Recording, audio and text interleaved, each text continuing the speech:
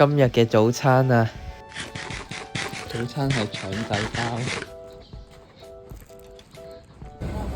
又係晨咁早就去返工啦。見到有個師傅抌嘢落嚟，幾得意下。又係早啲返去開定材料。今日繼續出餅仔。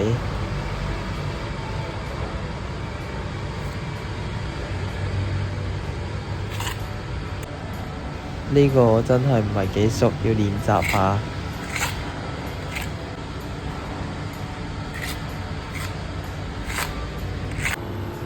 咁就出好咗啦，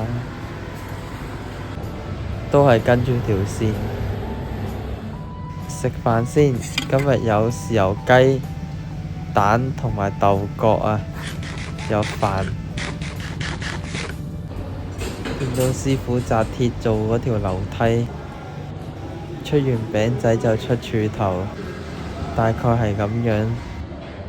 到時就可以噴漿，幅牆就會好靚仔㗎啦。